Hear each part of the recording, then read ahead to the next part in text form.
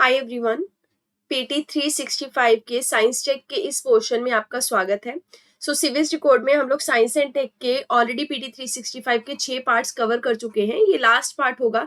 दरअसल पार्ट 6 आपका लास्ट होने वाला था, लेकिन हेल्थ इश्यूज के कारण हम उसको कंप्लीट नहीं कर पाए। ठीक है, आज हम इसको डन कर देंगे। मिसलेनियस का सेक्शन देखेंगे। ऑलरेडी इससे पहले की न्यूज को हम कवर कर चुके हैं। इसमें सबसे पहली न्यूज है रेयर हिग्स बोसॉन डिके के बारे में। देखिए, European Organization for Nuclear Research, जिसको सन कहा जाता है, इनके द्वारा लार्ज हेड्रॉन कोलाइडर को डेवलप किया गया है और उस पर एक्सपेरिमेंट किए जाते हैं। लार्ज हेड्रॉन कोलाइडर क्या है, पहले यहाँ पे देखिए। वर्ल्ड का सबसे लार्जेस्ट और मोस्ट पावरफुल पार्टिकल एक्सलरेटर है। हमारे यूनिवर्स में डार्क एनर्जी है, डार्क मैटर है, जिसको अभी तक हम डिस्कवर नहीं कर पाए। बहुत सारे पार्टिकल्स होंगे, बहुत सारा मैटर होगा उसमें, राइट। उसको स्टडी करने के लिए हमने धरती पे एक पार्टिकल एक्सलरेटर को डेवलप किया है, जिसमें डिफरेंट पार्टिकल्स जो अभी तक हमें पता है उनको आपस में कोलाइड करवाया जाता है। फिर उससे जो रिएक्शंस आते हैं उनसे यूनिवर्स को स्टडी करने में हमें मदद मिलती है। यह आपका सन के द्वारा जिनेवा स्विट्जरलैंड के पास एस्टेब्लिश किया गया कोलाइडर है। इसमें सुपर कंडक्टिंग मैग्नेट लगे हुए हैं, जो कि पार्टिकल्स की एनर्जी को इस तरीके से बूस्ट करते हैं जितनी वो यूनिवर्स में होती है। सेम हम प्रैक्टिकल तरीके से सिमुलेट करके देखते हैं। पार्टिकल बीम्स जो है वो स्पीड ऑफ लाइट पे ही ट्रेवल करवाई जाती है इस कोलाइडर के अंदर, क्योंकि यूनिवर्स में भी सेम उसी प्रोसेस से वो घूमती है। और फिर इन बीम्स को आपस में कोलाइड करवाया जाता है। फिर देखा जाता है क्या रिएक्शन आता है, कौन सी वेव्स जनरेट होती है, ताकि हम समझ पाए कि यूनिवर्स के अंदर भी ये सेम चीजें हो रही हैं। दरअसल लार्ज हेड्रॉन कोलाइडर के अंदर ही सन के द्वारा डिस्कवर किया गया कि हिग्स बोसॉन जो है वो जेड बोसॉन और फोटोन में डिके हो रहा है। हिग्स बोसॉन एक तरीके से बस ऐसे समझिए कि इसको ना गॉड्स पार्टिकल कहते हैं। ये भी एक तरीके का पार्टिकल ही है, ठीक है। इसको गॉड्स पार्टिकल के नाम से जाना जाता है। तो जब ये डिके होता हुआ नजर आया तो दो में डिके हुआ, एक तो जेड बोसॉन और फोटोन। ये इसलिए थोड़ा सा मतलब सरप्राइजिंग था, बिकॉज इससे पहले ना ये केवल जेड बोसॉन में डिके होता था, ठीक है। केवल एक ही मतलब पर्टिकुलर पार्टिकल में डिके होता था, लेकिन अब साइमल्टेनियसली दो में डिके हुआ। डिस्कवरी की अगर बात करें तो this is the very rare decay process, जो हमें बताता है कि हिग्स बोसॉन जो है वो कैसे डिके हो सकता है। मतलब हमारे स्पेस के अंदर, यूनिवर्स के अंदर हिग्स बोसॉन के पार्टिकल दो तरीके से डिके हो सकते हैं, तो हमें यूनिवर्स के बारे में और डीपली पता लगता है। ये जो डिके है ये एटलस और सीएमएस के द्वारा रिपोर्ट किया गया। दरअसल ये दोनों डिटेक्टर है जो लार्ज हेड्रॉन कोलाइडर के अंदर लगे हुए हैं। इस डिस्कवरी का इम्प्लीकेशन क्या होगा? इसमें हमें इनडायरेक्टली एविडेंस मिलता है कि कुछ पार्टिकल्स अभी भी ऐसे एग्जिस्ट करते हैं जो कि हमारी बियॉन्ड एक्सपेक्टेशन पे लाई करते हैं। मतलब हम एक्सपेक्ट नहीं कर सकते वो पार्टिकल्स ऐसे एग्जिस्ट करके डिके हो रहे हैं। हमारे पास एक standard model of particle physics है, जिसमें हमें पता है कि हाँ जी ये सारे पार्टिकल्स अभी तक हमें पता है, लेकिन उससे भी बियॉन्ड एग्जिस्टेंस ऑफ पार्टिकल है। ये डिस्कवरी ये प्रूव करती है। इसमें हमें हो सकता है एक फिफ्थ फंडामेंटल फोर्स के बारे में पता लगे। अभी तक हमें सिर्फ 4 फंडामेंटल फोर्सेस के बारे में पता है, जिसमें आपकी ग्रेविटेशनल फोर्स भी आती है। एक होती है स्ट्रॉन्ग फोर्स, एक होती है वीक फोर्स, एक होती है इलेक्ट्रोमैग्नेटिक फोर्स, और लास्ट वन होती है ग्रेविटेशनल वाली फोर्स। और अब फिफ्थ वाली फोर्स हमें पता लगेगी, जो कि ये प्रोसेस कर रही है कि वो हिग्स बोसॉन दो में, यानी कि आपका जेड बोसॉन में और साथ में आपका फोटोन में डिके हो रहा है। सन के बारे में बात करते हैं। सन के जो रिसर्चर्स हैं वो फंडामेंटल स्ट्रक्चर जो है यूनिवर्स का उसको समझने की कोशिश कर रहे हैं with the help of Large Hadron Collider. India भी इसका एसोसिएट मेंबर है, not complete member, associate member है। अब पार्टिकल्स की हायरार्की को पहले समझिए, then we will come to Higgs boson. देखिए, हमारे पास मैटर होता है। मैटर छोटे छोटे मॉलिक्यूल से बना है। These molecules are made from the atoms. अब इस एटम्स के अंदर क्या होता है? एटम्स के अंदर होता है सेंटर में न्यूक्लियस, और उसके अराउंड में मिलते हैं हमें इलेक्ट्रॉन्स। अब इस न्यूक्लियस को अगर और ज्यादा ब्रेक किया जाता है तो न्यूक्लियस के अंदर हमें सब एटॉमिक पार्टिकल्स मिलते हैं, जो कि प्रोटॉन होगा, न्यूट्रॉन होगा और न्यूक्लियॉन्स होगा। इसमें जो आगे और भी इसको मतलब तोड़ा जाए पार्टिकल्स को, because we are studying about the particle physics in the Large Hadron Collider, है ना। तो पार्टिकल का यहां तक हम समझ पा पाए हैं, जितना हम समझ पाए हैं उसमें लास्ट में हमने कौन से पार्टिकल्स देखे? एलिमेंट्री पार्टिकल्स, और फिर उसमें fermions, leptons, quark, boson, gluons, Mons और बहुत सारे पार्टिकल्स आते हैं। और इसी बोसॉन में एक है आपका हिग्स बोसॉन। अब हिग्स बोसॉन की बात करेंगे।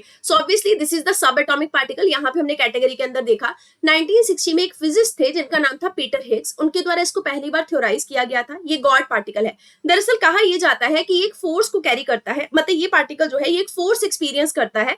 जब ये फोर्स मतलब उस फोर्स के अराउंड, मतलब जिस भी फोर्स को ये एक्सपीरियंस करता है, उस एनर्जी फील्ड या उस फोर्स के अराउंड जब ये मूव करता है, उसी फील्ड को हम बोलते हैं कि ये हिग्स फील्ड के अंदर घूम रहा है।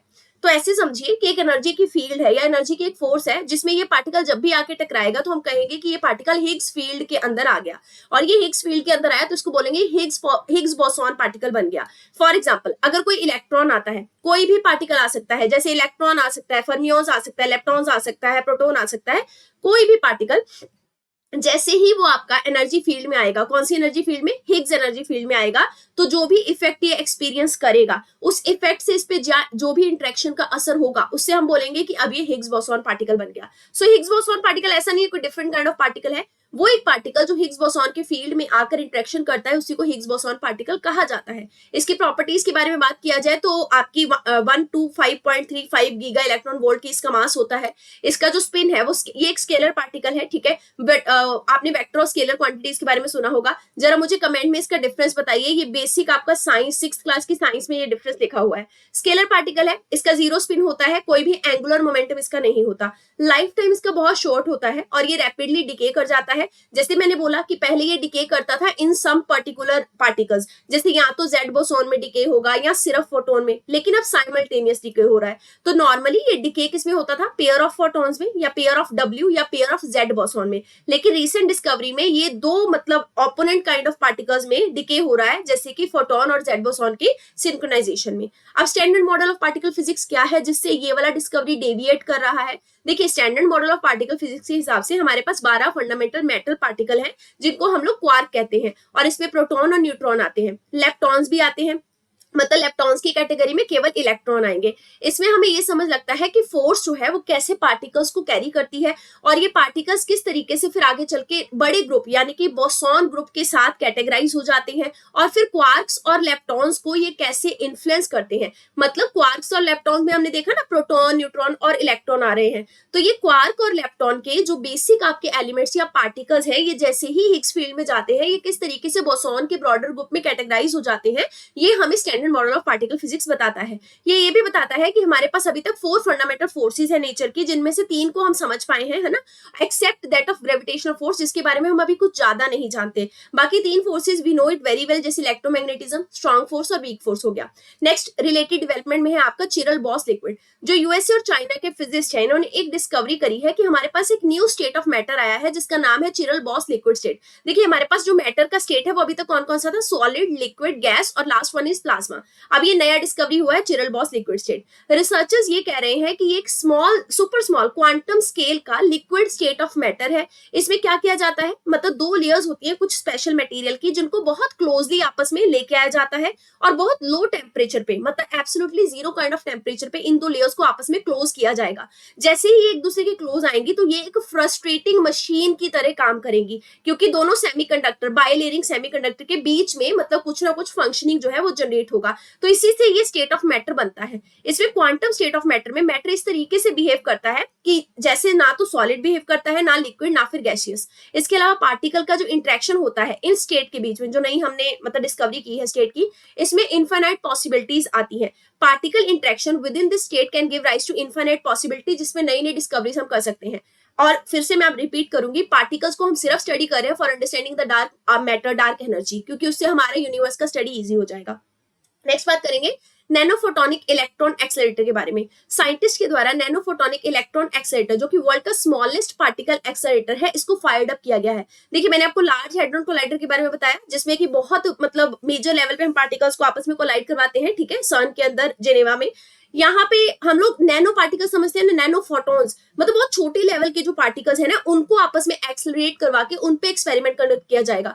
क्योंकि हमें तो यूनिवर्स के अंदर नहीं पता कि कितने पर्टिकुलर लेवल तक, नैनो स्केल तक, उससे भी छोटे स्केल तक पार्टिकल्स एग्जिस्ट करते हैं, तो हम अपना थ्योरी तो यहाँ पे जारी रखेंगे ना धरती के ऊपर। सो वर्ल्ड का ये स्मॉलेस्ट पार्टिकल एक्सेलरेटर है नैनो फोटोनिक इलेक्ट्रॉन एक्सेलरेटर जो है, इसमें स्मॉल माइक्रोचिप होती है जिसमें कि एक स्मॉलर वैक्यूम ट्यूब लगी होती है। ये वैक्यूम ट्यूब छोटे छोटे पिलर से बनाई गई होती है। इसका मेन ऑब्जेक्टिव क्या है कि हम एनर्जी को इस तरीके से यूटिलाइज करेंगे कि जो भी एक्सेलरेटेड इलेक्ट्रॉन्स है, क्योंकि हम लोग क्या कर रहे हैं, पार्टिकल एक्सेलरेटर है, उनको एनर्जी तो दे रहे हैं ना, वो सारे एक्सेलरेटेड इलेक्ट्रॉन्स को हम एक टारगेटेड जगह पे वो कर सके, क्या बोलते हैं, पुट कर सके। अब इसके यहाँ कहाँ पे यूज कर पाएंगे हम, देखिए हम लोगों ने बहुत नैनो लेवल पे इलेक्ट्रॉन्स को एक्सेलरेट किया और बहुत छोटे छोटे लेवल के हैं, तो अगर मेरी बॉडी के अंदर कहीं पे भी कैंसर सेल है तो वो सीधा उसको टारगेट कर सकते हैं ना, वो वाले एक्सेलरेटेड इलेक्ट्रॉन, और उन कैंसर सेल को खत्म कर सकते हैं। सो मेडिकल ट्रीटमेंट्स में, लाइक कैंसर के ट्रीटमेंट में, ये बहुत ज्यादा यूटिलाइज हो सकता है। और ये लार्ज हेड्रॉन कोलाइडर जैसा ही है, क्योंकि जैसे आपका लार्ज हेड्रॉन कोलाइडर है ना, जब उसमें भी पार्टिकल्स एक्सेलरेट करके आपस में कोलाइड करवाए जाते हैं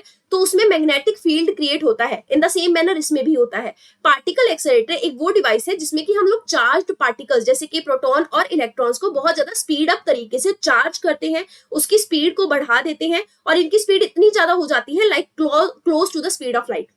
इतनी स्पीड ऑफ लाइट के बराबर में जाकर हम इनको आपस में वहां मूव करवाते हैं एक्सेलरेशन देके, और फिर इनका कोलिजन करवाते हैं और इनको स्मैश कर दिया जाता है टारगेट लोकेशन पे, या फिर एक दूसरे के पार्टिकल के साथ ही स्मैश किया जाता है ऑपोजिट डायरेक्शन में, फिर देखा जाता है क्या इसमें आउटकम आता है। नेक्स्ट बात करेंगे सुपर कंडक्टिविटी की। रिसेंटली LK99 मटेरियल के क्लेम से ये पता लगा है कि रूम टेम्परेचर की सुपर कंडक्टिविटी जो है वो इनकंसिस्टेंट है। देखिए रूम टेम्परेचर माने कि जो बेसिक टेम्परेचर होता है हमारा, है ना, पहले ये बोला जाता था कि रूम टेम्परेचर पे सुपर कंडक्टिविटी को अटेन नहीं किया जा सकता। सुपर कंडक्टिविटी का मतलब ये है कि रेजिस्टेंस जो है वो आपका जीरो है, ठीक है। करंट पास होता है ना, आपने कंडक्टर के बारे में, इंसुलेटर के बारे में पढ़ा होगा। कंडक्टर क्या होता है, जिसमें से करंट आपका पास होता है, फ्लो होता है, लेकिन सम काइंड ऑफ रेजिस्टेंस जो है वो इलेक्ट्रॉन्स को फेस करना पड़ता है जब करंट पास होता है।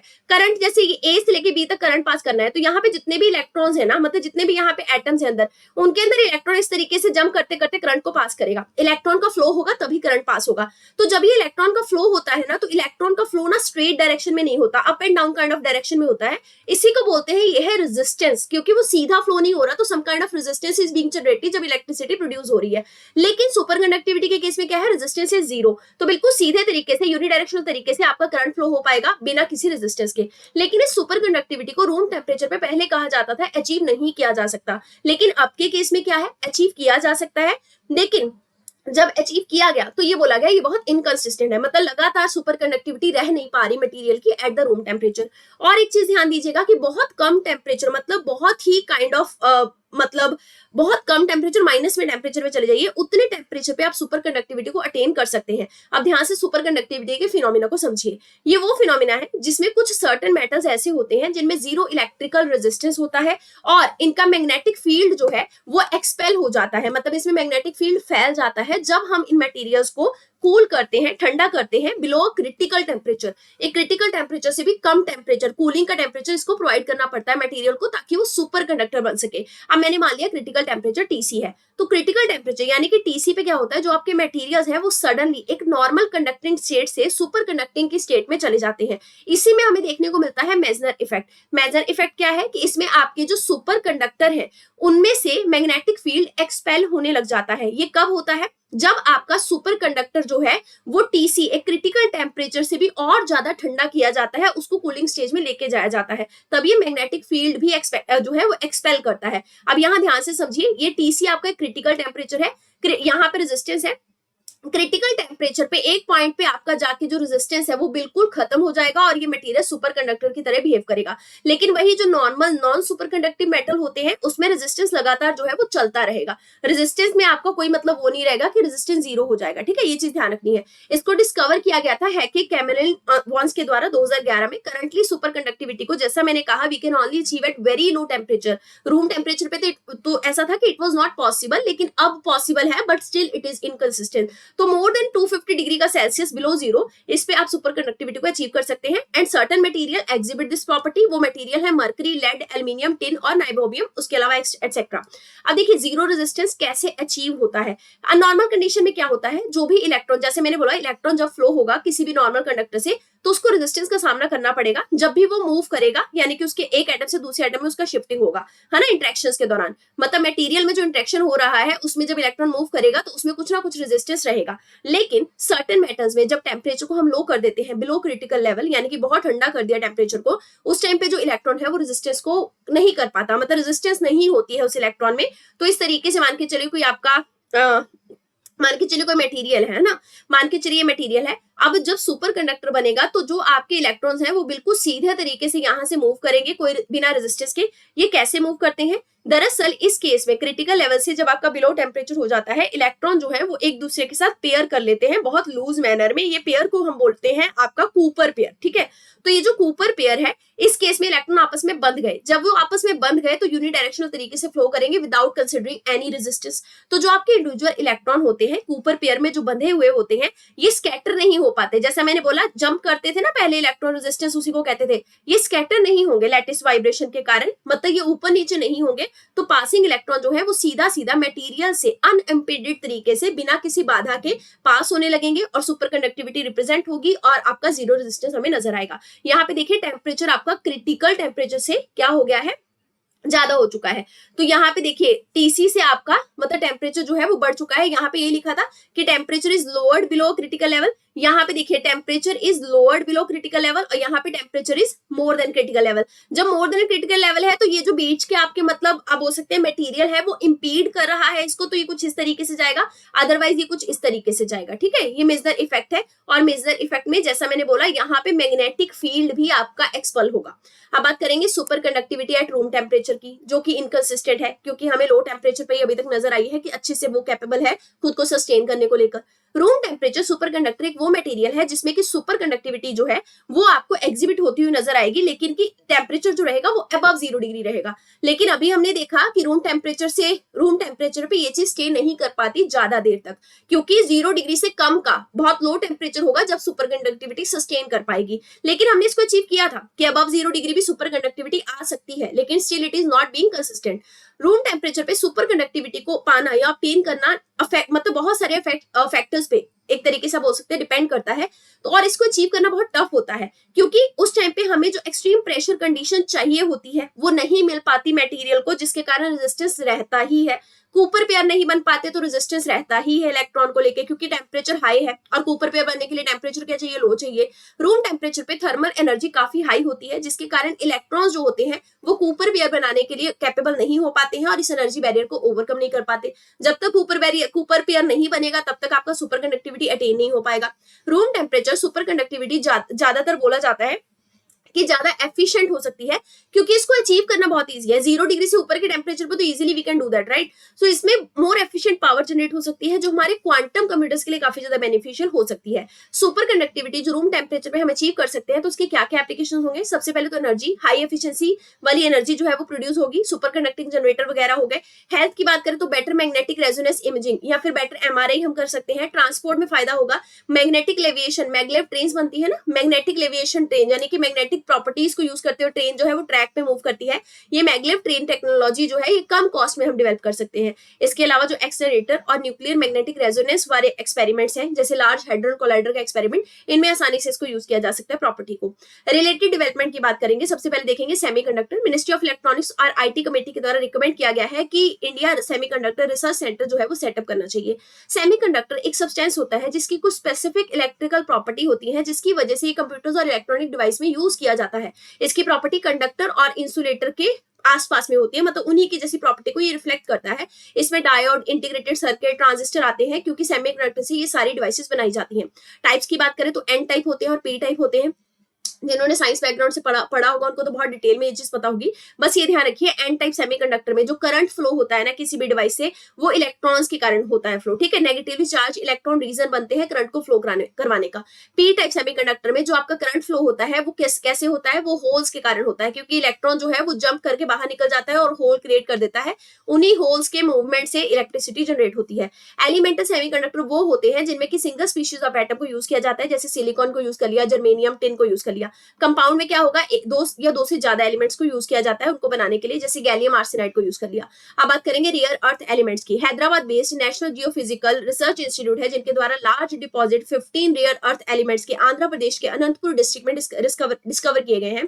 रियर अर्थ एलिमेंट्स को रियर अर्थ ऑक्साइड भी कहा जाता है। इसमें 17 silvery white soft heavy metal आते हैं जो कि पीरियोडिक टेबल में एक साथ एग्जिस्ट करते हैं। इसमें ग्रुप में क्या होता है, स्कैंडियम, यूट्रियम और 15 आपके लैंथेनाइड एलिमेंट्स होते हैं जिनके नाम यहाँ लिखे हुए हैं, you can go through it, but it is not important क्योंकि इतना सब याद नहीं रहता, राइट। सो रेयर अर्थ जो आपके एलिमेंट्स हैं ये वो मेटल हैं जिनकी बहुत सारी सिमिलर प्रॉपर्टीज होती हैं और ये जियोलॉजिकल डिपॉजिट में लगातार मैक्सिमम काइंड ऑफ में हमें एक साथ ही देखने को मिलते हैं। एप्लीकेशन कहाँ है? हाई एंड टेक्नोलॉजी में, डिफेंस में, इलेक्ट्रॉनिक डिवाइसेस में, कंप्यूटर में, क्लीन एनर्जी में, इलेक्ट्रिकल व्हीकल में हम इनको यूज कर सकते हैं क्योंकि इनकी लाइट एमिटिंग ल्यूमिनेसेंट प्रॉपर्टी होती है और कैटालिटिक प्रॉपर्टी भी होती है।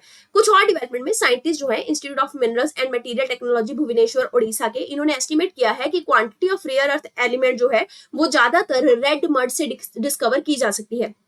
ज्योग्राफी को अगर आप अच्छे से पढ़ेंगे तो उसमें आपको पता लगेगा कि ऊज और रेड मड ये आपका ना ओशियन के अंदर बहुत सारा मिलता है। तो साइंटिस्ट ये कह रहे हैं मैक्सिमम केस में कि रेड मड जो है that can be the source of the rare earth element maximum case में। सो रेड मड एक तरीके से ना आपका बायो प्रोडक्ट भी होता है। जब हम एल्यूमिनियम को बॉक्साइड के ओर से एक्सट्रैक्ट करते हैं उस टाइम पे आपका ये रेड मड का बायो प्रोडक्ट जो है वो एग्जिस्ट करता है, लेकिन ये टॉक्सिक होता है। इसको जब एल्यूमिनियम से मतलब एल्यूमिनियम बनाते टाइम आपको जो जनरेट करना है तो ये प्रोसेस होता है, कहते हैं बेयर प्रोसेस से आपका ये रेड मड बन गया। रेड मड में बहुत सारे रेयर अर्थ एलिमेंट होते हैं। दो स्ट्रेटेजीज है रेयर अर्थ एलिमेंट को रेड मड से एक्सट्रैक्ट करने की। सबसे पहले तो ये है कि केवल रेयर अर्थ एलिमेंट्स को या फिर सारे के सारे मेटल्स को एक साथ इसमें से एक्सट्रैक्ट कर लीजिए, जैसे कि आयरन, टाइटेनियम, सोडियम सब एक साथ ही उस रेड मड से एक्सट्रैक्ट कर लिया, ना कि अलग अलग किया, या तो अलग अलग कर लीजिए।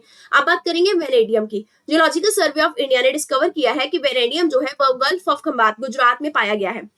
आपका ध्यान रखना है आपको, ये जो एलिमेंट है वेनेडियम ये आपका बनता है टाइटेनोमैग्नेटाइट से, ये इसका प्राइमरी सोर्स है। 88% वर्ल्ड का जो वेनेडियम है वो आपका टाइटेनोमैग्नेटाइट से ही एक्सट्रैक्ट किया जाता है। और ये टाइटेनोमैग्नेटाइट कब बनता है? जब भी आपका मैग्मा निकलता है ना वोल्केनो से और धरती पे आके वो लावा बनता है जिसको मोल्टन लावा कहते हैं, जब ये ठंडा होता है उसी से टाइटेनोमैग्नेटाइट बनता है।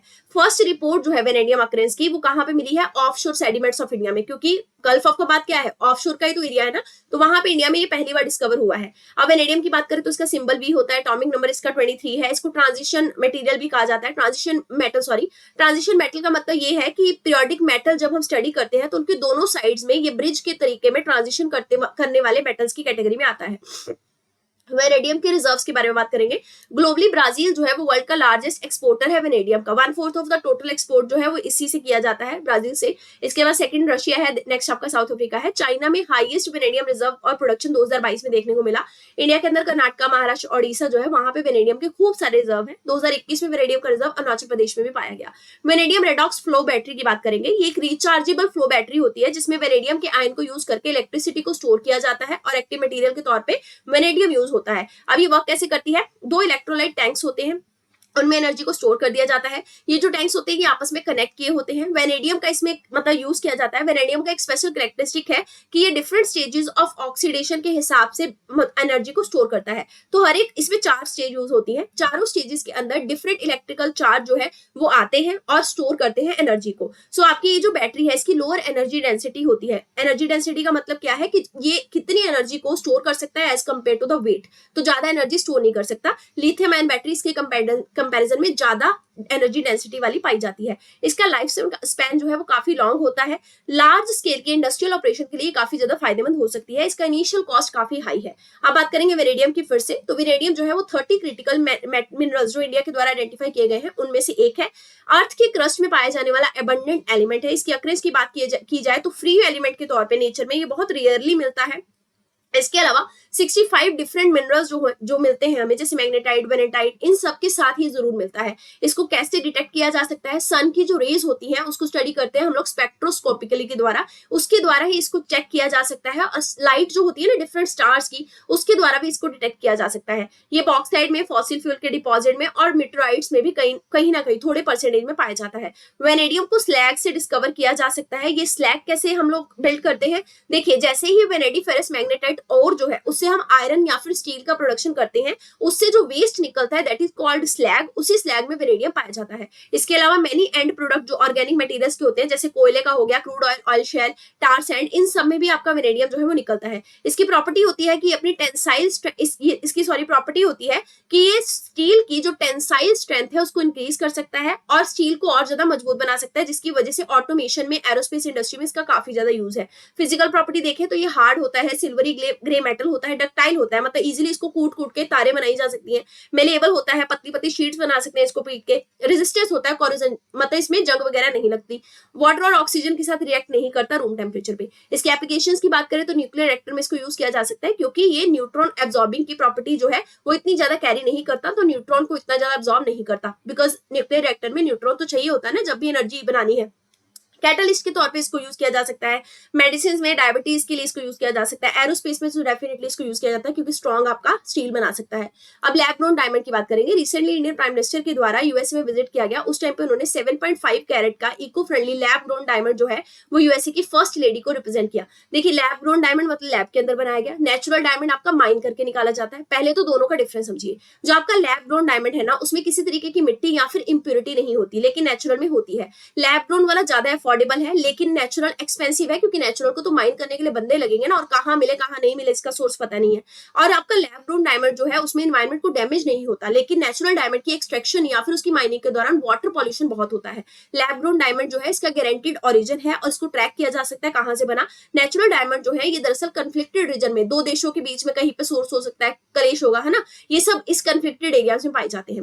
लैब ग्रोन डायमंड की बात करेंगे। आर्टिफिशियली हम लोग डायमंड को मैन्युफैक्चर करते हैं। डायमंड क्योंकि कार्बन से बनता है, ठीक है, प्योर कार्बन का जब क्रिस्टलाइजेशन किया जाता है, फिजिकल और केमिकल प्रॉपर्टी उसकी चेंज की जाती है, तो वो सेम हमारा नेचुरल डायमंड की तरह नजर आता है। इसको इंडस्ट्रियल एप्लीकेशन में यूज कर सकते हैं, क्योंकि काफी हार्ड है, काफी मजबूत है। इसके अलावा कटर्स के लिए, टूल्स बनाने के लिए इसको यूज कर सकते हैं। इलेक्ट्रॉनिक में प्योर सिंथेटिक डायमंड को हम कैसे यूज करेंगे, हम लोग इसको हीट स्प्रेडर के तौर पर यूज करेंगे, ताकि हाई पावर जो आपके लेजर डायड है ना, उनसे हम हीट को स्प्रेड कर सके। लेजर एरे में यूज कर सकते हैं। थर्मल कंडक्टिविटी की काफी हाई होती है। अब मेथड की अगर बात करें कैसे प्रोडक्शन करेंगे इसका, high temperature high production pressure का मेथड होता है, जिससे इनको बनाया जा सकता है। इस केस में ग्रेफाइट को हम लोग यूज करते हैं डायमंड सीड के तौर पे या फिर सोर्स के तौर पे।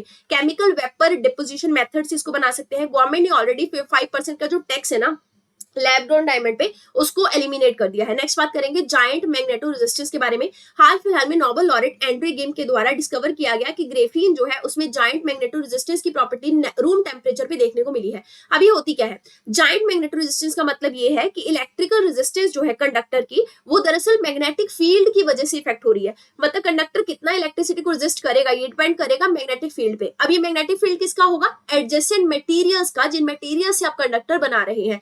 दरअसल कंडक्टर कैसे बनेगा इस केस में? दो मटेरियल्स के बीच में हमने कुछ सैंडविच कर दिया, कुछ इलेक्ट्रोलाइट कुछ भी डाल दिया, है ना, उससे ये चीज आपकी पूरी कंडक्टर बन गई। तो दरअसल ये दोनों मटेरियल ही डिसाइड करेंगे कि कैसी मैग्नेटिक प्रॉपर्टी निकल के आएगी। जैसी मैग्नेटिक प्रॉपर्टी इनकी होगी उसी हिसाब से जो कंडक्टर है वो आपका रेजिस्टेंस जो है बिजली को, इलेक्ट्रिसिटी को वो देगा। तो ध्यान से यहाँ देखिएगा, जो भी मटेरियल यानी कि ये दोनों मटेरियल अगर तो सेम डायरेक्शन में मैग्नेटाइज है, यानी कि इसका ये नॉर्थ साउथ पोल ये है मैग्नेटिक वाला, इसका भी नॉर्थ साउथ ऐसे है, अगर तो ये सेम डायरेक्शन के अंदर है, तो इनका जो पूरे मटेरियल का जो इलेक्ट्रिकल रेजिस्टेंस है ना वो कम होगा, मतलब आसानी से गुड कंडक्टर बोलेंगे। अदरवाइज अगर ये ऑपोजिट डायरेक्शन में हो गया ना इनका मैग्नेटिक फील्ड, तो ये फिर कंडक्टर अच्छा नहीं बन पाएगा। अब इसकी एप्लीकेशन कहाँ पे? हार्ड डिस्क ड्राइव में यूज कर सकते हैं, बायो सेंसर में, ऑटोमेटिव सेंसर में, मेडिकल इमेज बनाने के लिए यूज कर सकते हैं। ग्रेफीन की अगर बात की जाए तो 2 dimensional single atom thick layer है, ये कार्बन एटम से बना होता है। कार्बन एटम्स के सिंगल एटम से बनने वाला ये एक तरीके का सबसे मजबूत आप बोल सकते हैं एलिमेंट है। इसमें हेक्सागोनल तरीके से हनीकॉम्ब, मतलब हेक्सागोनल और हनीकॉम्ब का एक छत्ता होता है ना, हनी का मतलब मधुमक्खी के छत्ते जैसा स्ट्रक्चर होता है, जिससे ये ग्रेफीन बनता है। मधुमक्खी के छत्ते जैसे आप कार्बन के एटम्स को अरेंज कर दीजिए, आपस में उनका बॉन्ड कर दीजिए, उससे बनता है ग्रेफीन। इसको ग्रेफाइट से एक्सट्रैक्ट किया जाता है। इसके अलावा इसकी बहुत सारी फिजियोकेमिकल प्रॉपर्टी होती है, जैसे इसका हाई सरफेस एरिया होगा, बहुत स्ट्रॉन्ग होगा ये मैकेनिकल तरीके से, स्ट्रेंथ काफी होगी, एक्सीलेंट थर्मल कंडक्टिविटी होगी, गुड कंडक्टर है, फास्ट तरीके से इलेक्ट्रॉन ट्रांसपोर्ट होंगे। इसके एप्लीकेशंस की बात करें तो एनर्जी इसमें काफी इंटेंस निकलती है, जैसे कि आपका solar cell, fuel cell, supercomputers में यूज होता है। उसके अलावा इंडिया का सबसे पहला ग्रेफीन इनोवेशन सेंटर जो है वो केरला में सेटअप किया गया है। ग्रेफाइट की बात करेंगे, प्लूमेंगो या फिर ब्लैक लेड भी इसको कहा जाता है। ये नेचुरली आपका क्रिस्टलाइन कार्बन से बनता है। इसमें 2 टाइप होती है, नेचुरल और हाई सिंथेटिक। हाई क्रिस्टलाइन आपका नेचुरल होगा, एमॉर्फस होगा, फ्लेक होगा। सिंथेटिक में आपका कोक और पिट से ये बनता है। फीचर्स की बात करें तो ये कार्बन का एलोट्रॉप है, good conductor of heat and electricity है। एप्लीकेशंस की बात करें पेंसिल्स में, लुब्रिकेंट में, पॉलिश में, बैटरीज में, ये सब में यूज होता है। ये रेडियोमेट्रिक डेटिंग के बारे में एक रिसर्च स्टडी ये कहती है कि कैल्शियम 41 जो है उसको रेडियोमेट्रिक डेटिंग के लिए यूज किया जा सकता है। देखिए अभी तक हमें सिर्फ ये पता था कि कार्बन 14 जो है ना उसको रेडियोमेट्रिक डेटिंग के लिए यूज कर सकते हैं, लेकिन कैल्शियम 41 को अगर यूज करना है तो उसके लिए एक टेक्निक लगेगी जिसका नाम है एटम ट्रैप ट्रेस एनालिसिस। इसको समझने से पहले रेडियोमेट्रिक डेटिंग को समझना बहुत जरूरी है। देखिए अगर हमें किसी भी चीज की उम्र पता लगानी है जो कि सालों पहले मर चुकी थी, काइंड ऑफ फॉसिल, है ना, उसको अगर हमें पता लगाना है कितना पुराना है, तो उसको जानने के लिए हमें रेडियोमेट्रिक डेटिंग की टेक्निक की जो जरूरत है वो पड़ती है। इसमें जो उम्र है ना, आप किसी भी वुडन आर्टिफैक्ट की, किसी रॉक की, किसी भी फॉसिल की उम्र पता लगा सकते हो। दरअसल हमारी बॉडी के अंदर कार्बन 14, पोटेशियम 14 या आर्गन 40 जैसे रेडियो एक्टिव आइसोटॉप पाए जाते हैं। जब हम जिंदा होते हैं तब भी वो होते हैं, जब मरते हैं तब भी वो होते हैं। उन्हीं की प्रेजेंस से हमें पता लगता है कि हमारी बॉडी या फिर एक पर्टिकुलर जो सब्सटेंस है वो कितना पुराना है। अब यहाँ पे देखिए, ये फॉर एग्जाम्पल एक एनिमल है ना, इसके अंदर कार्बन 14 का आइसोटॉप पाया जाएगा। मतलब कार्बन के बहुत सारे आइसोटॉप मिलते हैं, स्पेशली आपके 3 आइसोटॉप, जैसे आपका C12, C13 और C14। C14 radio active isotope है जो हर एक लिविंग ऑर्गेनिज्म के द्वारा एब्जॉर्ब किया जाता है। तो जब भी हमारी डेथ हो जाती है उस टाइम पे ये एब्सॉर्प्शन हम बंद कर देते हैं, क्योंकि बॉडी तो मर चुकी है। लेकिन ये ऑलरेडी हमारी बॉडी के अंदर जितना था C14, वो तो डिके होगा ना। वो जैसे जैसे डिके होगा उसी से हमें पता लगेगा कि कितना पुराना वो पर्टिकुलर एटम, पर्टिकुलर सब्सटेंस है। डेथ के टाइम पे मानिए किसी की बॉडी में 100% C14 था, तो जब 5730 साल बाद देखेंगे तो 50% रह जाएगा। 11,460 साल बाद देखेंगे तो उसकी बॉडी में केवल 25% ऑफ C14 मिलेगा। तो हम अंदाजा लगा सकते हैं 25 को 100% में कन्वर्ट करवा के कि हाँ जी ये कितनी पुरानी बॉडी है। इसी तरीके से 17,000 प्लस समथिंग ईयर्स के बाद ये 12.5% रह जाएगा कार्बन 14 का। ये वर्क कैसे करता है? जब भी ऑर्गेनिक एंटिटी जिंदा होती है उसकी बॉडी लगातार कार्बन को एब्जॉर्ब करती है, लगातार कार्बन को लूज करती है, कार्बन 14 के एटम्स को। जब वो मर जाती है तो ये प्रोसेस स्टॉप हो जाता है, केवल कार्बन 14 उस टाइम पे डिके होना शुरू होता है। तो जितना एबंडेंस होगा कार्बन 14 के एटम्स का हमारी बॉडी के अंदर या किसी पर्टिकुलर बॉडी के अंदर, और कितने टाइम से वो डिके हो रहा है, उसी का एस्टिमेशन लगा के हम लोग पर्टिकुलर जो बॉडी होती है ना उसका रेडियोमेट्रिक डेटिंग निकालते हैं। अब कैल्शियम 41 में ये कैसी प्रॉपर्टी आई? कैल्शियम 41 का ये पता लगा हमें कि इसका अगर हाफ लाइफ कैलकुलेट किया जा सके ना, तो ये काफी रेयर तरीके का लॉन्ग लिव्ड रेडियो आइसोटॉप है कैल्शियम का, जिसका जो हाफ लाइफ स्पैन है वो 99,400 ईयर्स है। हाफ लाइफ स्पैन मतलब 50% डिके होने में इतना टाइम लेगा, इस तरीके से समझिए। अवेलेबिलिटी की अगर बात की जाए तो ये कॉस्मिक रे के इंटरेक्शन, यानी कि सॉइल में जो भी आपकी सन की रेज या कॉस्मिक रे आके टकराएंगी उसी के इंटरेक्शन से बनेगा, धरती की क्रस्ट में मिलता है। इसके अक्रेंस की बात करें तो लेस फ्रीक्वेंटली कार्बन 14 से पाया जाता है, लेकिन स्टिल इसको यूज किया जा सकता है। अब हम बात करेंगे लिमिटेशंस की। कार्बन 14 क्यों लिमिटेशन में आता है? ये अनस्टेबल है और कार्बन का काफी वीक रेडियो एक्टिव आइसोटॉप है। इसकी हाफ लाइफ केवल 5700 ईयर्स है। इसके अलावा अगर कोई ऑब्जेक्ट मान के चलिए 50,000 साल से भी पुराना है ना, तो आप उसका तो एज ही डिटरमाइन नहीं कर सकते, क्योंकि तब तक तो उसमें C14 खत्म होके डिके होके मतलब एंड हो चुका होगा।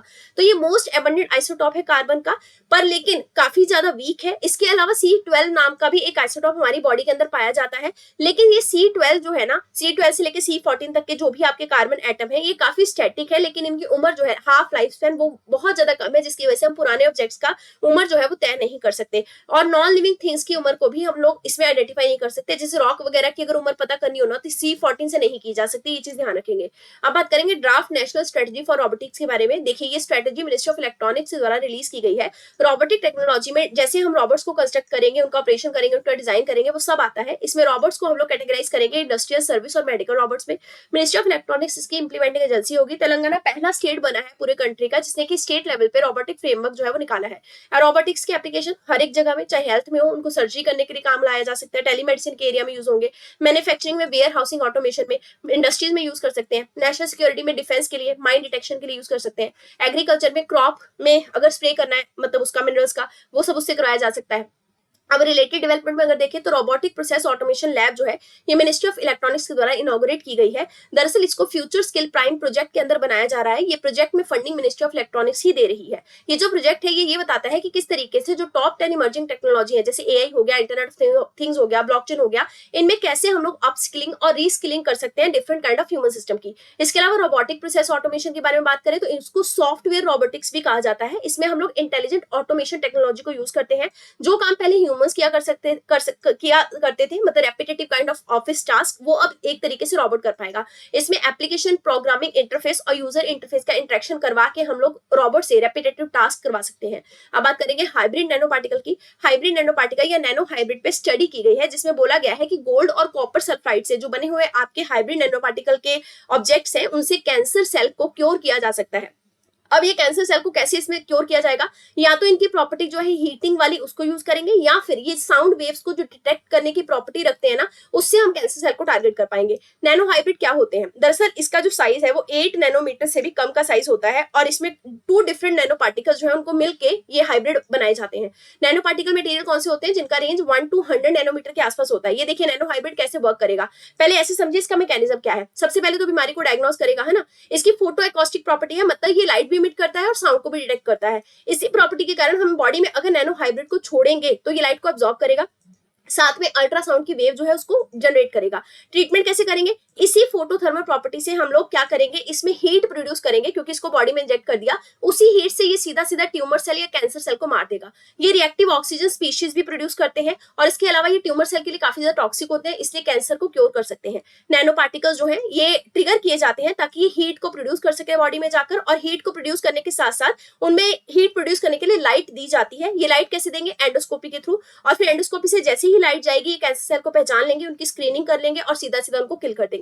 अब यहाँ देखिए इस तरीके से ना नैनो हाइब्रिड बॉडी में गए तो यहाँ पे कॉम्बिनेशन थेरेपी यूज होगी। सबसे पहले तो लेजर की लाइट के थ्रू, ये मतलब आप बोलिए लेजर का लाइट इससे दिया जाएगा, ये हीट जनरेट करेंगे। हीट जनरेट करने के साथ साथ ये एक मतलब सिग्नल देंगे साउंड का सिग्नल जैसे ही कैंसर सेल के पास पहुंचेगा ना, ये उसको डायग्नोज करेंगे, कैंसर सेल को पकड़ लेंगे कि हाँ जी यहाँ से सिग्नल आया तो ये वाला कैंसर सेल है। जैसे पता लगा ये वाला कैंसर सेल है, वहां पे सीधी सीधी हीट जनरेट करके उसको सीधा कैंसर सेल को किल कर देंगे। तो दोनों प्रॉपर्टी साथ में यूज होगी। एक तो साउंड से डायग्नोसिस हो पाएगा कि हाँ जी ये वाला सेल जो है वो कैंसर सेल है या ट्यूमर सेल है, उसके बाद उसमें हीट जो है वो लेजर से दी जाएगी और उसको खत्म कर दिया जाएगा। अदर इंपॉर्टेंट न्यूज में सबसे पहले बात करेंगे व्हाइट फास्फोरस की। देखिए ह्यूमन राइट वॉच के द्वारा ये कहा गया कि इजराइल ने व्हाइट फास्फोरस के जो बॉम्ब है वो गाजा और लेबनान के ऊपर निकाले थे या फिर डाले थे जब उनका हमास के साथ कन्फ्लिक्ट चल रहा था। फास्फोरस क्या होता है?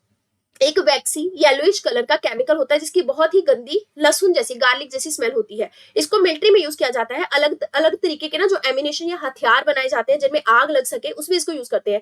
दरअसल क्या होता है, जब भी आप इससे कोई हथियार बनाओगे उसको जैसे ही आप हवा में फेंकोगे ना, वो हवा में जाते ही फायर को कैच कर लेगा क्योंकि वो ऑक्सीजन के कॉन्टेक्ट में आ जाएगा।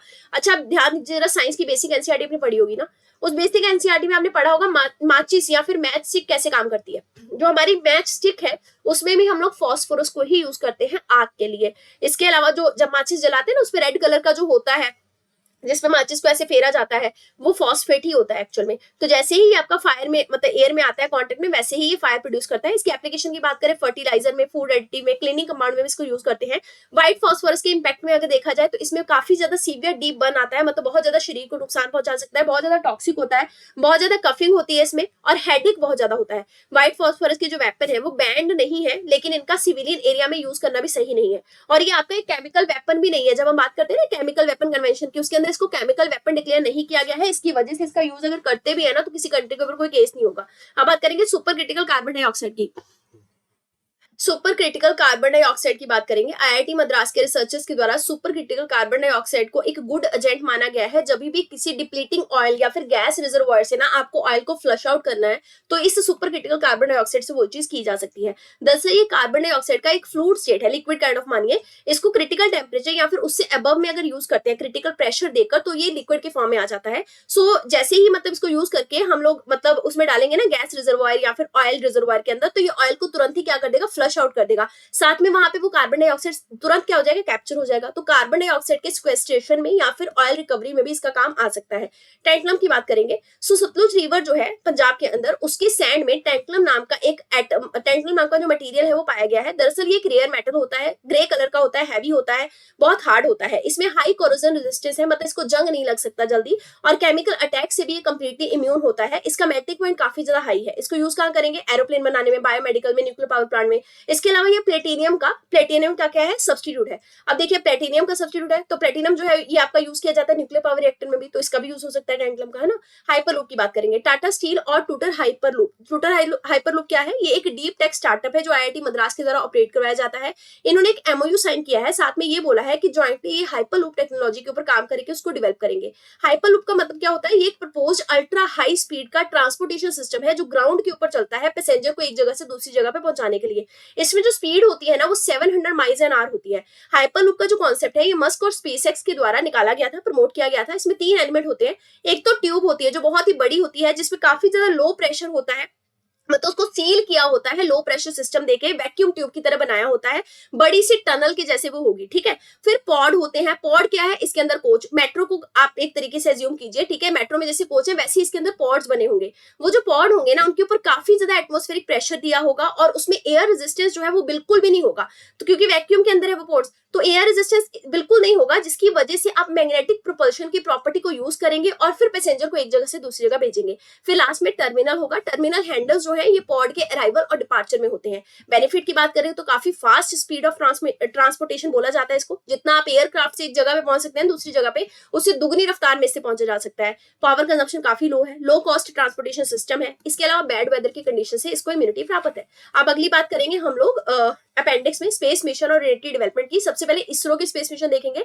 H2 सेट की बात करेंगे, 2015 में ये मिशन निकाला गया था। दरअसल ये इंडिया की first dedicated Indian astronomy mission है। इसने 600 आपका गामा रे बर्स्ट जो है ना वो डिक्लेयर किया है या फिर डिटेक्ट किया है। देखिए हमारे यूनिवर्स के अंदर गामा रे जो है उनके लगातार एक्सप्लोजन होते रहते हैं, तो इसने 600वां जो एक्सप्लोजन है, ये बर्स्ट है, उसको डिटेक्ट कर लिया।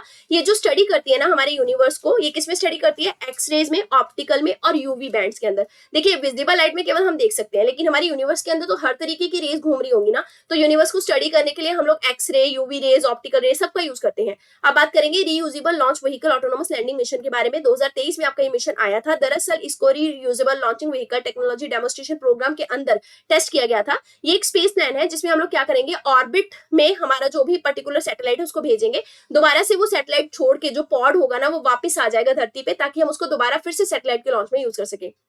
इसमें हम लोगों ने इंडिया को मतलब रीयूजेबल के स्टेज में लाके खड़ा कर दिया है। ये reusable 2 stage orbital launch vehicle है। इंडिया इसका फर्स्ट स्टेज जो है वो टेस्ट कर चुका है। इसमें एसेंशियल टेक्नोलॉजी को यूज किया जाता है ताकि दोबारा से हम लोग रीयूज कर सकें। इसमें hypersonic flight, autonomous landing, return flight experiment सबको यूज किया जाता है। ये लो कॉस्ट होता है क्योंकि बार बार आप यूज कर सकते हो मिशन को लॉन्च करने के लिए इसको। इसके अलावा PSLV ऑर्बिटल एक्सपेरिमेंटल मॉड्यूल 2 यानी कि पॉइंट 2 की बात करेंगे। इसरो ने एक साइंटिफिक एक्सपेरिमेंट किया पॉइंट 2 को यूज करके, जिसमें PSLV C55 मिशन जो है उसको लॉन्च करने के लिए इसका यूज हुआ। PSLV एक 4 स्टेज लॉन्च व्हीकल है जिसमें पहली और तीसरी स्टेज जो है वो सॉलिड होती है, सेकंड और फोर्थ आपकी लिक्विड होती है। मिशन ने सबसे पहली बार सोलर पैनल्स जो है उनकी पावर से PSLV की 4th स्टेज जो है उसको ऑपरेट किया। यूजुअली जो आपकी 4th और फाइनल स्टेज होती है ना किसी भी रॉकेट की, वो स्पेस में कुछ ही डेज के लिए रह सकती है, लेकिन क्योंकि अब हमने सोलर एनर्जी को यूज कर लिया, सोलर पैनल को यूज कर लिया, तो लंबे समय तक ही वहां पे स्टे कर पाया।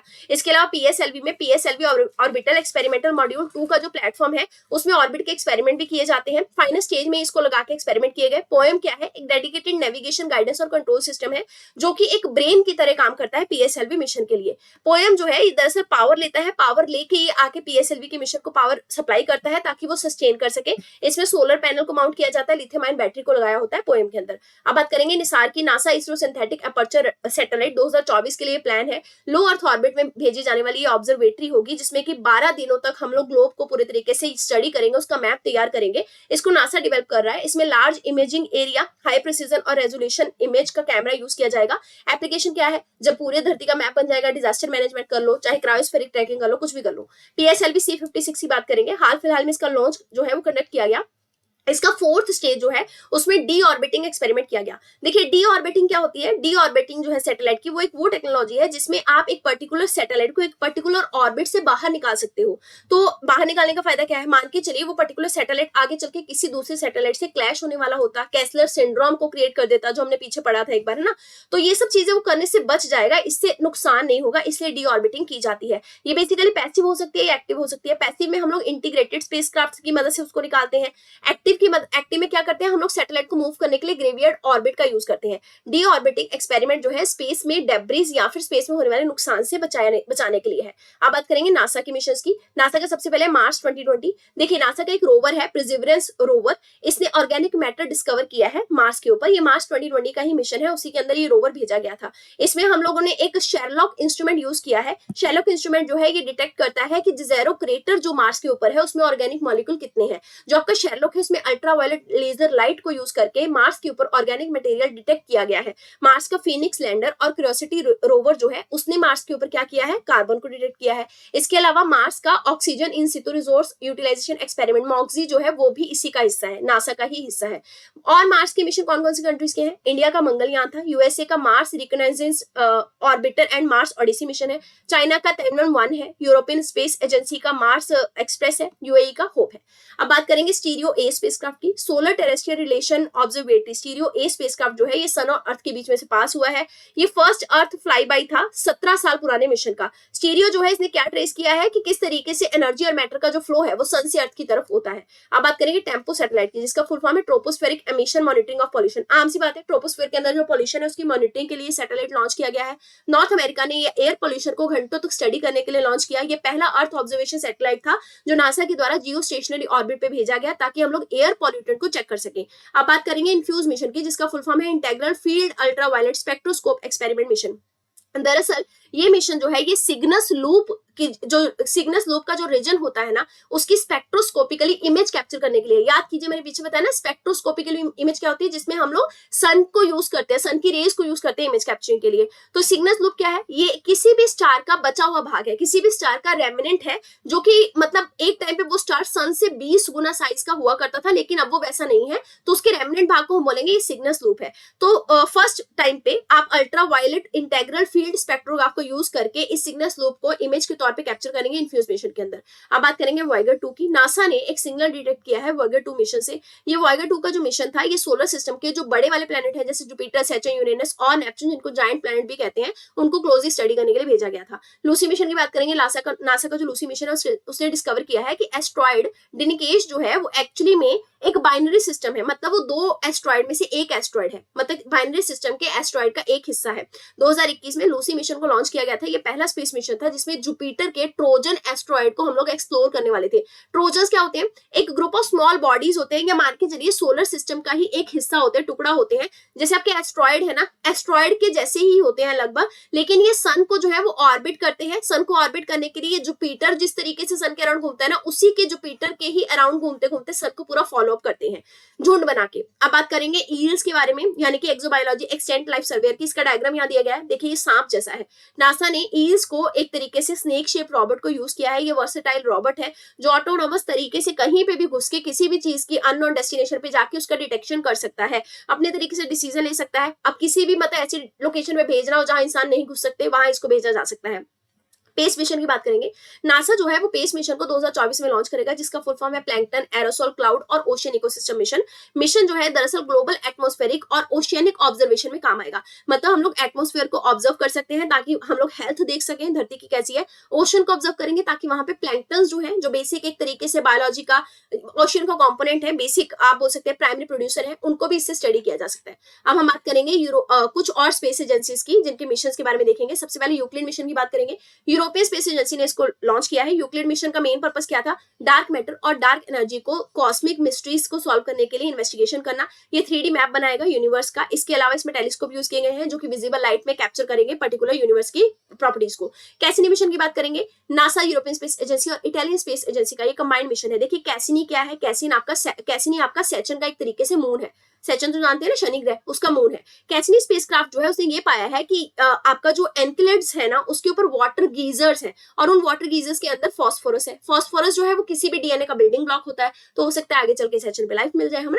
तो ध्यान रखेंगे एनकेलेडस जो है ये सेकंड नियरेस्ट रेगुलर मून है किसका, आपका सैटर्न का। इसी के ऊपर आपका कैसिनी जो है वो भेजा गया है। ये एक आईसी मून है जहां पे हम लिक्विड वाटर को डिटेक्ट कर चुके हैं। कैसिनी मिशन को डिजाइन करने के लिए हम लोगों ने सैटर्न सिस्टम को समझने की कोशिश करी और फिर आगे चल के सैटर्न के जो रिंग्स हैं, मून्स हैं, उनकी स्टडी के लिए भी कैसिनी को अपग्रेड किया गया और इसमें स्पेशल फोकस किया गया है टाइटन पे। टाइटन भी एक मून है। अब बात करेंगे सोफिया की, stratospheric observatory for infrared astronomy. NASA और जर्मन एरोस्पेस सेंटर का ये मिशन है जिसमें हम लोग एटमॉस्फेयर जो है वीनस का, उसके ऊपर ऑक्सीजन, एटॉमिक ऑक्सीजन को डिटेक्ट करेंगे with the help of SOFIA airborne observatory. World की सबसे लार्जेस्ट एयरबॉर्न एस्ट्रोनॉमिकल ऑब्जर्वेटरी है।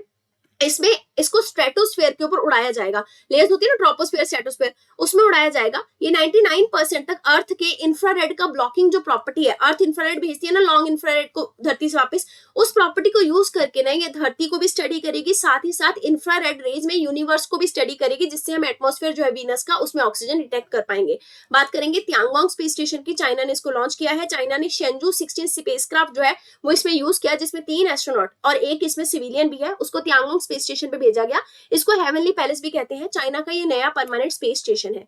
इसी के साथ हमारा जो PT 365 साइंस एंड टेक है वो कंप्लीट होता है। जल्दी ही हम लोग PT 365 के कल्चर और IR के साथ मिलेंगे। पढ़ते रहिए। All the best. Thank you very much.